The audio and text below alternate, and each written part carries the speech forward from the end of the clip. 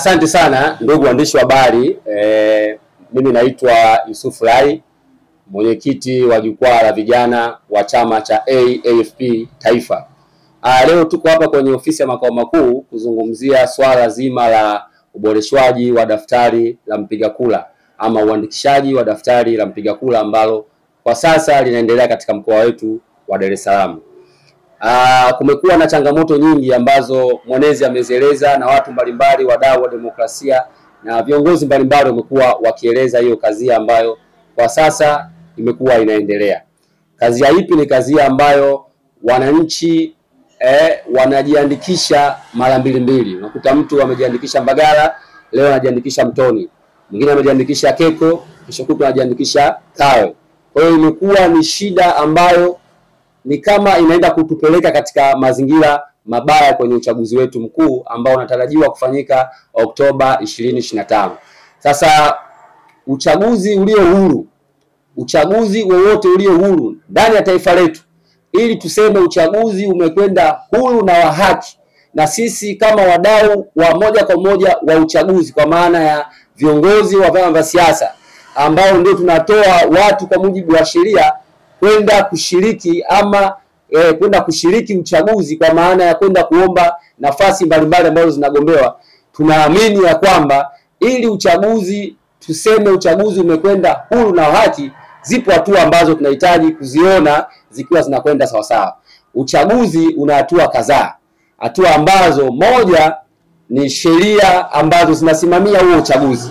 Sheria zikiwa zinakwenda vizuri, zimeelezwa vizuri, maana yake sisi kama vyama vya siasa ambao tunazalisha viongozi wanaokwenda kugombea kwenye hizo nafasi, tutasema kwamba uchaguzi umekwenda vizuri na utasimamiwa vizuri. Lakini pili, ukiachana na sheria kwa maana ya andiko, utaratibu ambao unaeleza namna ya matukio ya uchaguzi, lakini pili ni swala zima la uandikishaji wa wapiga kura ama uboreshaji wa taarifa za wapiga kura. Sasa hapa ndipo kwenye tunasema ndio uchaguzi unapoanzia. Yaani uchaguzi wenyewe chanzo chake, ili tuone uchaguzi umekwenda vizuri ama uchaguzi huu matokeo yake yatakwenda vizuri, ni namna ambavyo watu wanaandikishwa na namna ambavyo watu watawekwa kwenye daftari ambayo watakuwa na sifa ya kwenda kupiga kura. Sasa kumekuwa na kazi hiyo ya watu kujiandikisha maeneo mbalimbali kwa maana ya huku na huku. Sasa hii inatokana na mambo kadhaa. Jambo la kwanza, inawezekana ukawa ni ushamba wa wananchi, kwamba mtu anaona kwamba akiwa na kitambulisho kimeandikwa yeye mpiga kura watandika kadhaa, labda nguo ya kijani kama nilivyovaa mimi hapa, baadaye tena anaonekana na kitambulisho yeye mpiga kura wa Keko, amevaa labda nguo nyekundu. Yeye anaona ni ufahari kuwa na vile vitambulisho vingi, kwamba hiki anatembea nacho mfukoni, kikishachoka atakitupa au atakaweka ndani, atachukua kile kingine atakuwa anatembea nacho. Huo ni ushamba, kwa sababu hivi vitu mwanzo vilikuwa vipo. Tulikuwa tuna makaratasi, kuna vile vikadi vya makaratasi, sio hivi ambavyo sasa hivi tunavyo hivi vya electronic. Kwa hiyo moja inaweza ikawa ni ushamba ama ulimbukeni wa kuwa na kadi nyingi ili aonekane na vitambulisho vingi.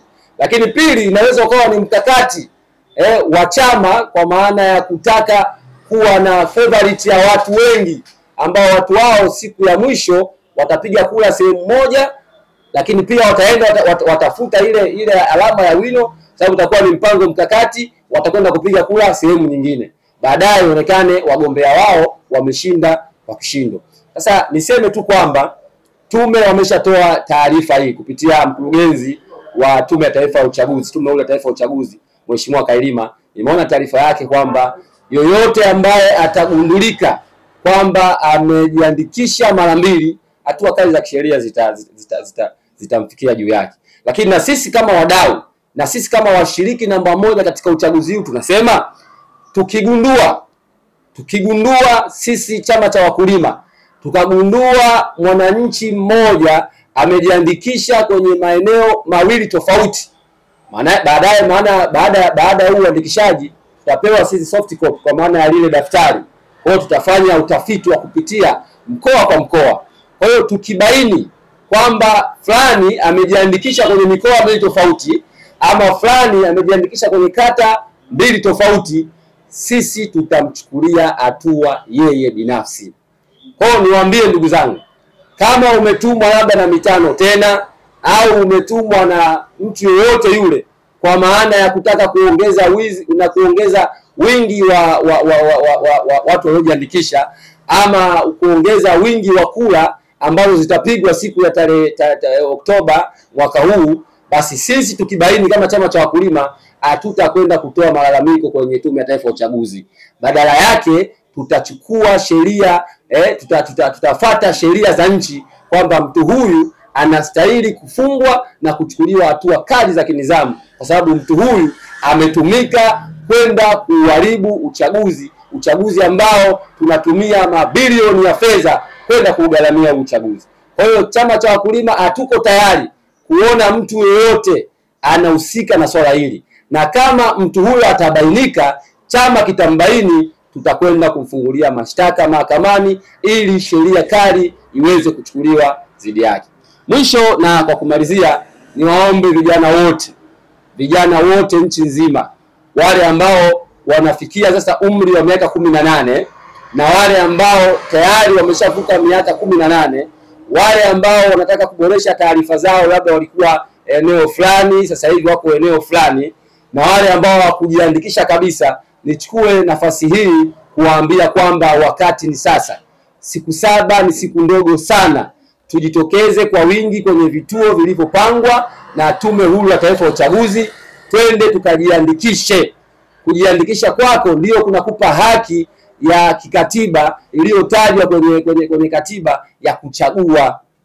Kwa hiyo kama wewe utakuwa una sifa kuchagua, maana yake utakuwa umepoteza haki ya kwenda kuchagua siku ya uchaguzi. Kwa hiyo niwaombe ndugu zangu, niwaombe sana vijana wenzangu, vijana tujitokeze kwa wingi kwenye maeneo husika, tujiandikishe ili twende tukafanye maamuzi ambayo yatastahili, yenye tija, yenye kuleta maendeleo ndani ya taifa letu. Lakini pia vijana tusitumike kwa namna yoyote ile kushiriki kujiandikisha mara 2 katika daftari la kupiga kura, kwa sababu kufanya hivyo ni kuharibu uchaguzi, na uchaguzi huu unaendeshwa na kura za na pesa za wananchi, kodi za wananchi.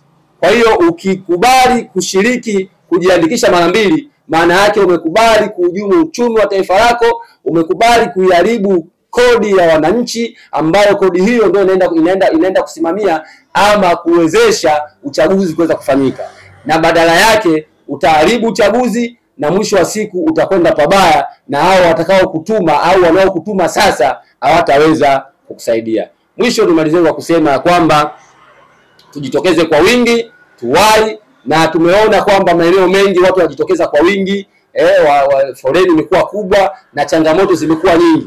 Kuna maeneo nimekwenda kukagua uandikishaji unaendeleaje, nimegundua kwamba mtaa mmoja, kwa mfano mtaa wa Bokoani, mtaa mzima wenye watu zaidi ya watu 1000 na ushe ina mashine moja ya kujiandikisha. Kwa hiyo unakuta watu 100 wanaweza wakachukua siku nzima, au watu 50 wakachukua siku nzima. Kwa hiyo niombe sasa Tume Huru ya Taifa ya Uchaguzi kuangalia maeneo ambayo yana watu wengi lakini mashine ni moja, waongeze mashine ili uharaka wa uandikishaji uende kwa kasi, ili siku 7 hizi zilizotengwa watu wengi wenye sifa kujiandikisha wawe tayari wamejiandikisha. Kwa hiyo niwaombe Tume Huru ya Taifa ya Uchaguzi waliangalie hilo ili kulifanya jambo hili liende kwa haraka zaidi. Lakini pia kwa kumalizia, bado kwa mkoa kama wa Dar es Salaam wenye watu zaidi ya milioni 8 mpaka milioni 9 mpaka milioni 10, kwa siku 7 bado ni siku chache sana. Kwa hiyo niombe mamlaka husika, niombe Tume Huru ya Taifa ya Uchaguzi, kama itawapendeza, kama itawalizia, basi kwa mkoa wa Dar es Salaam tuongeze idadi ya siku, kwa sababu siku 7 kwa uelewa wangu ama kwa tafiti niliyoifanya fupi, naona ni siku chache, ni siku ambazo watu wengi watakosa haki ya kwenda kujiandikisha, kwa sababu mashine baadhi ya maeneo ni chache, lakini pia watu ni wengi, na siku 7 bado ni siku ambazo kwangu mimi naona hazitoshi. Kwa hiyo ikiwapendeza Tume ya Taifa ya Uchaguzi waongeze idadi ya siku, angalau waongeze wiki moja mbele, ili hii tusaidie watu wengi waweze kupata fursa na nafasi ya kwenda kujiandikisha. Mwisho nimaliza kwa kusema Mungu ibariki Tanzania, Mungu ibariki chama cha wakulima. Asanteni sana kwa kunisikiliza.